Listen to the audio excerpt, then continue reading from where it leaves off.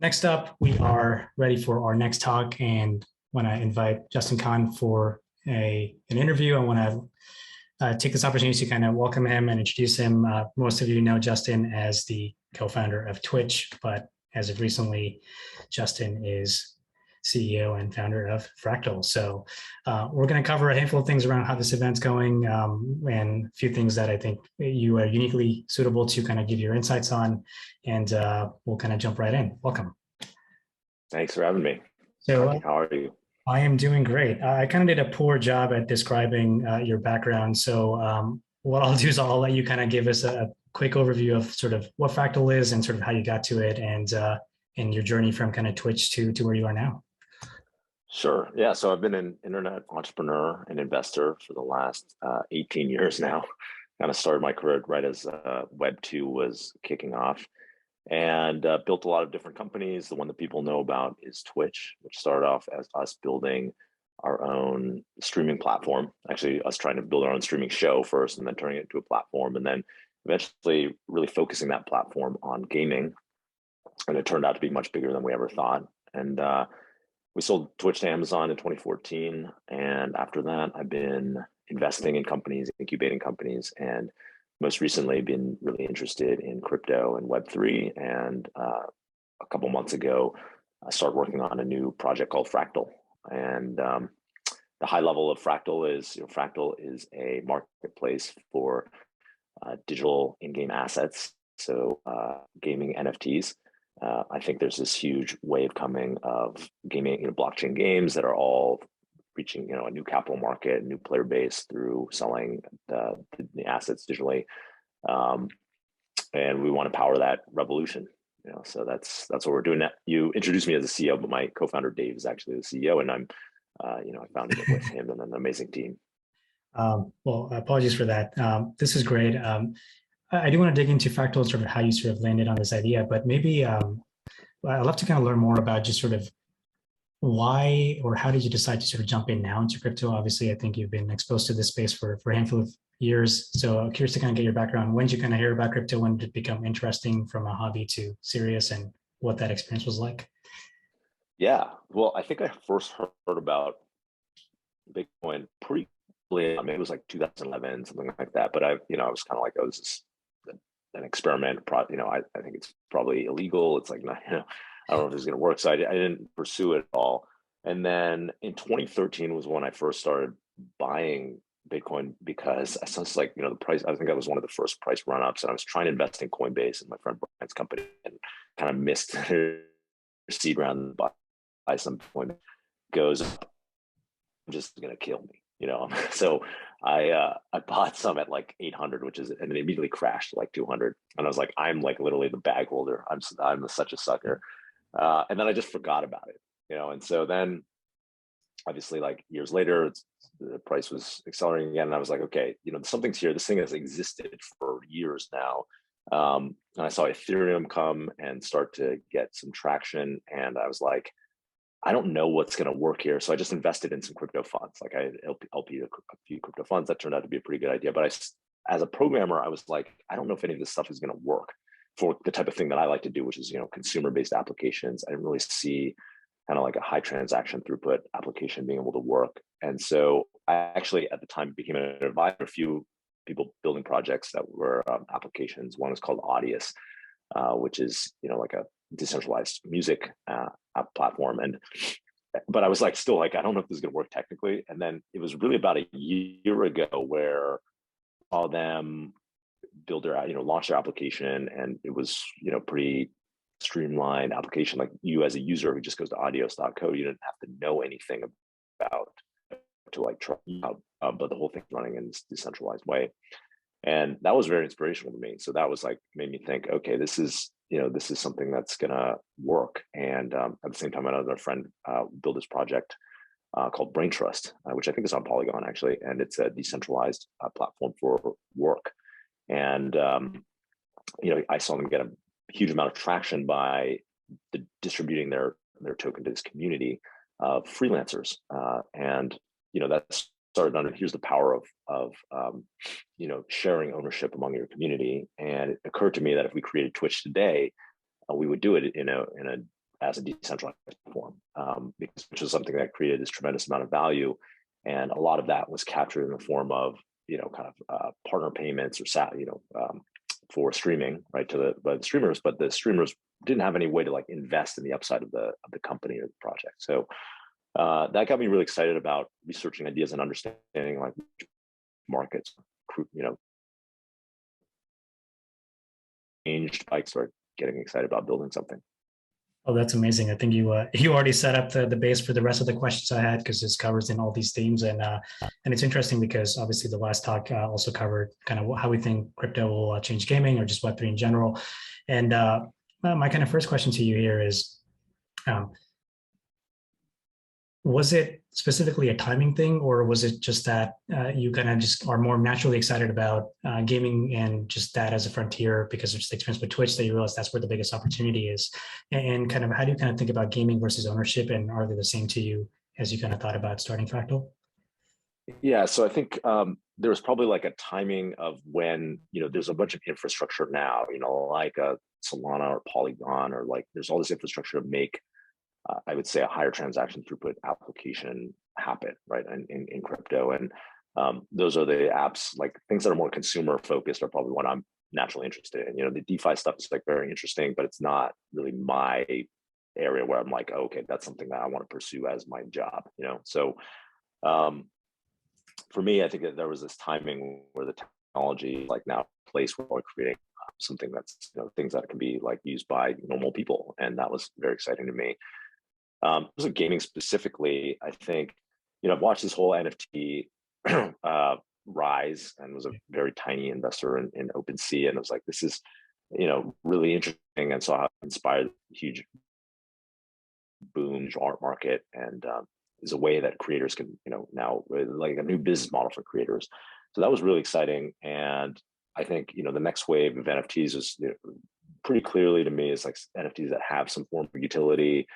And gaming is very natural as a place for that to start, because, the idea that digital assets in gaming have value has been something that's, 25, concept that's like 25 years old. I played Ultima Online when I was in the 90s. I was in high school, and I used to sneak downstairs and play Ultima Online like from like midnight to like 5 a.m. when my parents were asleep.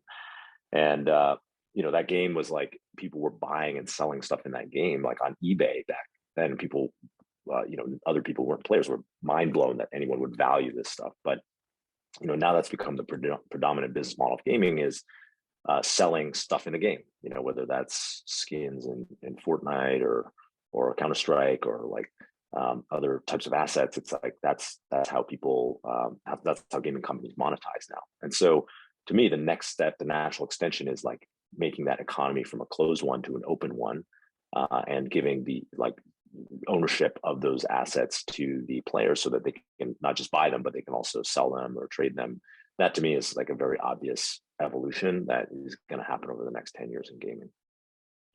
I absolutely agree. And I think this kind of opens up a whole series of questions around just how do you think gaming in Web3 would be like? So my kind of first question there is, do you kind of believe that using blockchains or just different primitives in crypto is just a different abstraction to how games are built right now? Or do you think crypto games will be inherently entirely different from what we see from all these studios?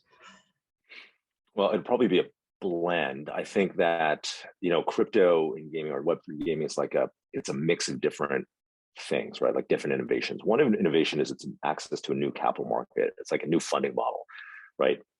Where you're selling a set of NFTs or other tokens to an audience of early supporters. And those people are oftentimes before you have a game.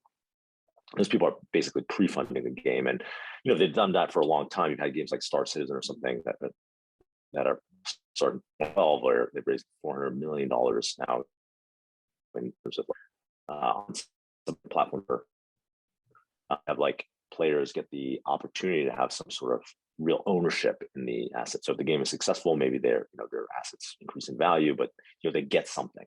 And so that's one part of it. I think another part is kind of like this, putting the stuff on the blockchain makes it open and programmable. And so there's going to be this open ecosystem where games, create their assets as NFTs, and then other people like make experiences on top of them. And as a programmer, that's when I'm particularly excited about is like the opportunity to kind of like connect all of this stuff that's online, and I think people will invent new and interesting ways and like experiences and utility that can sit on top of the NFTs that are created for these games and metaverses. And I'm really excited for that future.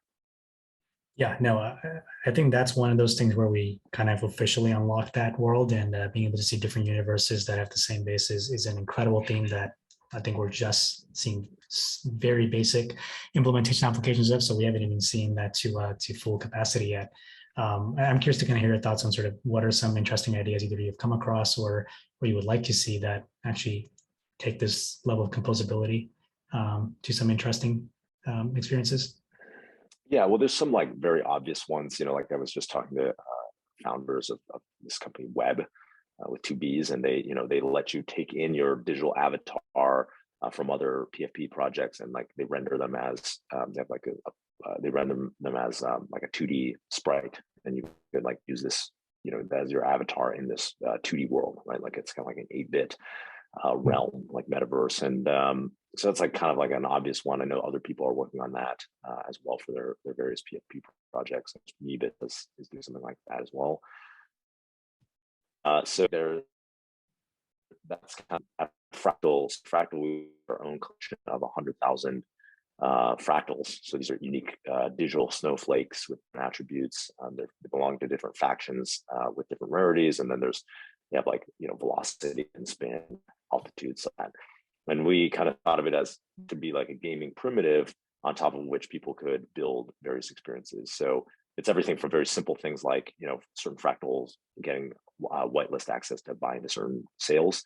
But then it's also like people building experiences like special levels or tournaments or events for fractal holders, all the way through like different cosmetic upgrades within their build of fractal. And so I'm just starting to see that happen right now. And that's, I think what's excited about is the stuff that I'm not even imagining right now, because when something's open and programmable, like people are going to create new stuff that you never would have guessed exists. Fair enough. No, 100%. In terms of kind of contrasting that with what's happening on the Web2 side, we obviously, all of us are excited about sort of gaming becoming a really nice way to bring in millions, if not hundreds of millions more people in, because they understand how that works. It's a clear, engaged audience. But when we talk about mass adoption, do you think scalability or maybe the transaction costs are the only barriers to entry? Like, how would you kind of think about what's preventing right now from getting like 100 more million people trying out Web3 games? From the last talk nailed it, where it's like it's all about product and it's all about UI UX, right? So it's really how can you, like, that's one of the innovations with Twitch and Justin TV before it, like there was streaming on the internet before, but we made it like really easy and like have to install any plugin or anything like that. So I think that what I'm excited about is people are creating more ways for crypto to be easier to onboard. That could look like different things. It might be custodial wallets, for example, or there's like, I feel like there's a lot of things that games can do to make the UI UX just like much simpler in terms of like how do you onboard and actually provide some of that, like make it like provide some of those rails for users. And so I think games are a good way to do that, because people are, the games, like the gaming industry is like highly optimized in terms of getting players on and like making sure their marketing dollars are very efficient. And so I feel like that is potentially a way that millions and tens of millions of users get onboarded into crypto. In that world, do you how do you kind of think about the trade-offs between the abstractions needed to sort of remove some of those UX barriers versus kind of compromising on anywhere from decentralization to the end user owning the underlying asset? I feel like usually we've seen them at different ends of the same kind of rope. And right, it's a trade-off, right? There's a trade-off between abstractions that are forms of centralization versus decentralization, right? And I think the question is like how much, not every app needs to be fully decentralized. I mean, there's probably some, evangelists who believe that to be the case. But that's that's the I think that's true, right? Like, so if you're moving huge amounts of money in DeFi, and then perhaps you really care about the decentralization and sovereignty. But if you're playing a game where the stakes are much lower, perhaps you're willing to at first try that game in a way like where you load it through a custodial wallet that's provided by the game. So you don't know anything about, you don't have to know anything about decentralization at all or crypto at all. And then once maybe if you're very invested in that game, you're investing a lot of capital, tokens, time, whatever, then you can, take that sovereignty back and like take that wallet once you're like, you understand what's going on, And so I think when people create these applications, there is a little bit of a user trade-off. I mean, Coinbase is a great example. So, they've onboarded, tens of millions of users into crypto, and there's a trade-off there because you're using, most of those users are custodying their crypto at Coinbase, right? And we don't have to expect everybody to kind of do this too. And they as long as they have a choice, they get to kind of pick the experience they want either as well. No, I agree. Does that matter to you for Fractal, or how do you kind of envision people who are Fractal users kind of experience this? I think what's interesting about NFTs, like in general, and then gaming NFTs, is that by putting something on a blockchain, it's effectively like, it's almost like an asset backed by blockchain, right? A lot of these assets, they're not going to be successful if the game itself is not successful and they don't create a client that like does something with this asset. And so there's a point of centralization that's really important, right? Which is this initial game. Eventually, maybe this set of assets will become big enough that they exist beyond one game experience. And so they have like some durable value there. But I think the blockchain component at first as like a way to give people, it's kind of like how the US dollar was backed by gold, and that like gave people confidence to invest in this as a currency, to use it, right? And eventually from that, and there's probably different philosophical views on it's a good idea or not, but I think of the idea that you put your assets on blockchain, I think, is this way to give people confidence in like they have ownership and so that gives them the play this, to participate in this market or this economy, this game ecosystem. And so to me, that's kind of like the important part. It's almost like it's more ideological than it is technology, actually, I think. That's a really interesting way to kind of think about it. I guess in that world, it's sort of related, but not directly related. But do you feel like the nature of everything being able to be priced or resold or repackaged in some form, whether it's creatively or not, affects kind of the nature of the games themselves? Like, do you think everything becomes too transactional and people don't play things for fun because they think there's money to be made or not made or lost or sold here? And do you think the second we start valuing everything that ideally we couldn't to the full extent in the Web2, kind of any from ruins to diminishes the gaming experience? Well, I have two thoughts on that. One is that before, a couple of years ago, before there were any blockchain games were primarily played for fun, right? There's probably a scale of like, and they were mostly fun. And maybe there was a little bit of economic activity. There were a few people who were selling World of Warcraft gold on eBay or something, but mostly people were playing for fun, 99% of players. And then now, with blockchain games, some of these early games like Axie Infinity, like maybe people are playing more, there's a huge contingent of people who are playing as a job, right? And maybe if if they weren't able to make money off of it, they wouldn't play the game, or some percentage of them wouldn't play the game. I think as the games, what will happen is the games will shift back to be more fun. Most people will be playing for fun, like maybe 80%. And then 20% of it will be like, oh, I can, I do have like, if I want to play a different game, I can like sell the stuff in this game, right? Like I get, there's some economic component of it, but it's not their like primary reason for participating in this gaming universe. I think that's like the end state, because most people do want to play games for fun, I think. So that's kind of, we'll see this shift back as the games become, more better experiences, right? We're in this very early phase of blockchain gaming. It's kind of like free to play in 2008, where like the free play games that were on like social networks like Facebook, like these games were more they were viral, but there was a lot of criticism of them, but because by real gamers, because they were saying, gamers would say this isn't a fun game, like it's a wonky business model, I don't believe in it. And now 14 years later, that's the predominant business model of gaming, right? And you have games that are much more immersive experiences like Fortnite that are built on a free-to-play model. So I think blockchain games will go through a similar transition. Oh, the last thing you said is like the financialization point, which I didn't address. So, do games become less fun as like everything has the ability to be financialized within the game? I don't think like in these blockchain games, first of all, I don't think like every asset or every interaction will be like something that can be monetized or like turned into an NFT. Oftentimes what I've seen is like people are, there's some core assets and that are NFTs in the game, like your player or your avatar, or like some major things. But then there's a lot of stuff that's, interactions in the game that are not like monetized. And I think that with these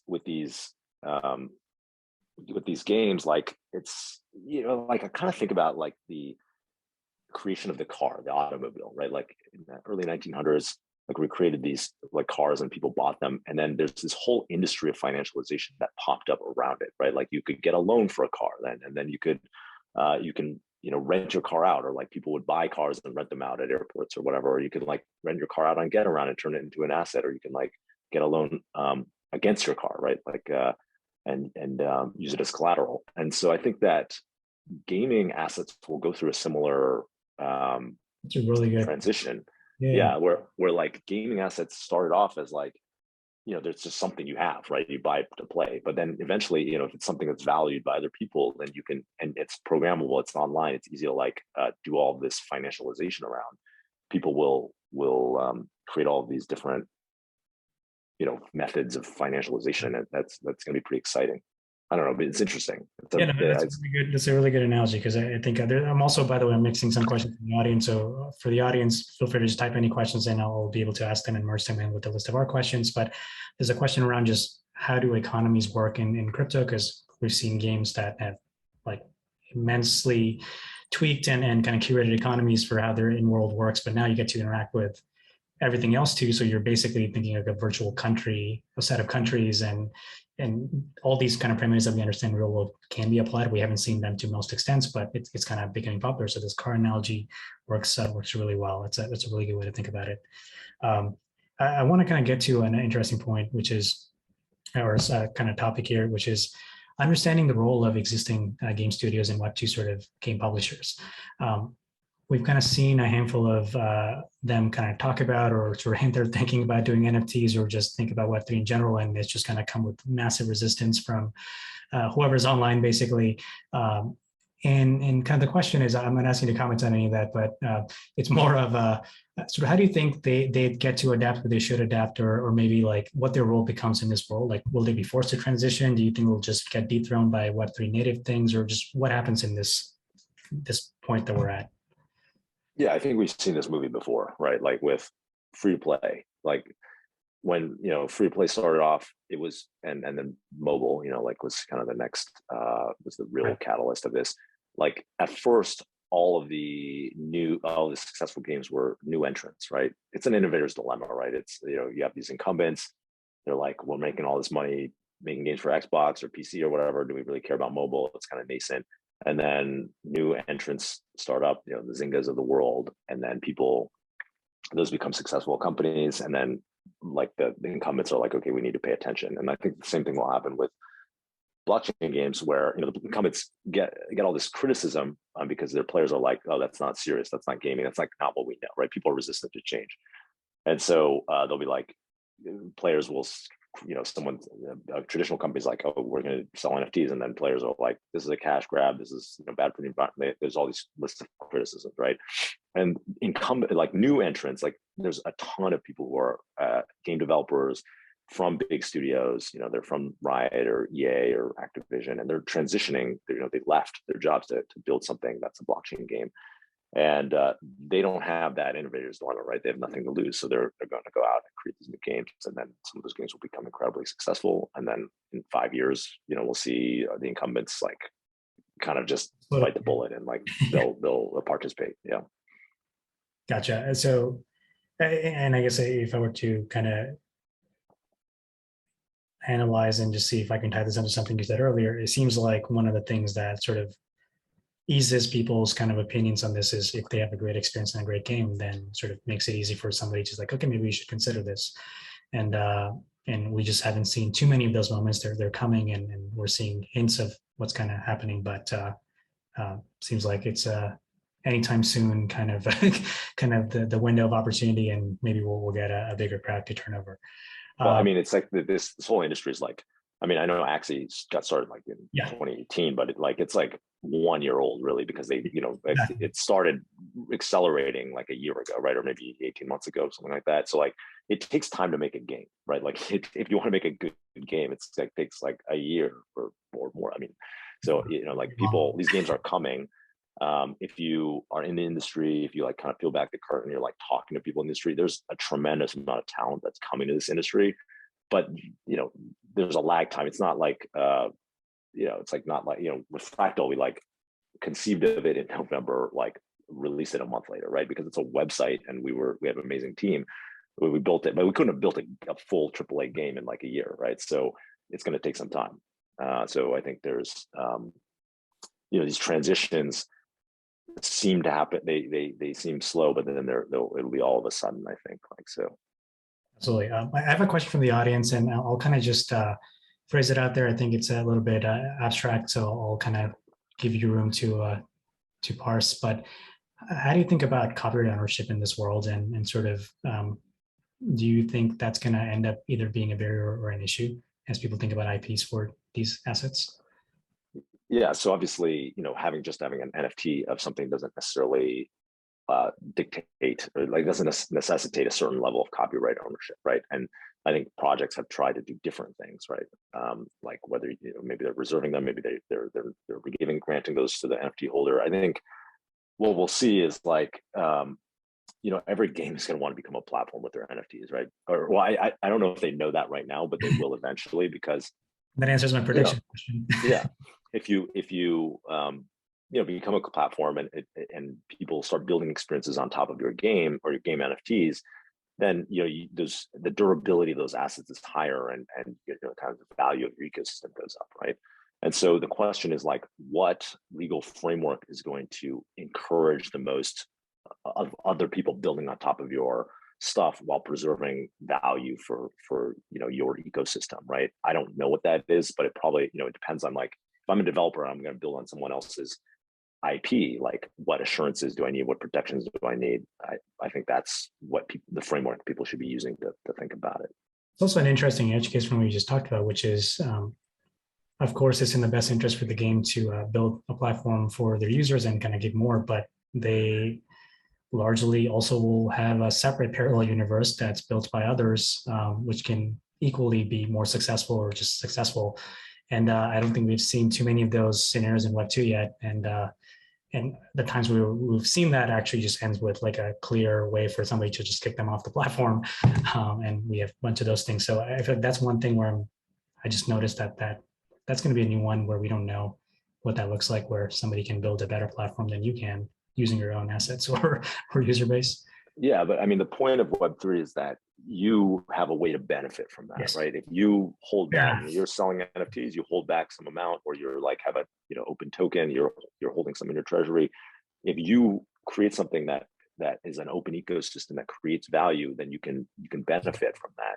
And I think that's really interesting, because we saw in Web2, and as part of that is like there's a lot of promises by companies saying, oh, we're an open ecosystem, but there was no like way that was actually, they had complete control over whether that was true or not, right? And so that was true until they decided it wasn't true, right? If you were Twitter, you could build a client, or if you were on Twitter, you could build a client and build all sorts of like different ways that to build on top of Twitter, until they decided, they were like, oh, this is like actually suboptimal for our business. With Facebook and Zynga, right? Like true, yeah, exactly. True for Facebook. I mean, it's true for all these platforms. And so, and it's probably only not true for Twitch because we weren't like early enough to like, really build it as a platform, to be honest. So like, I think that like what's interesting to me about Web3, what I love about it is it's kind of like there was a way for it to be economically incented to create an open platform, right? It's primarily the things that are successful are primarily platforms, and it's on the line that's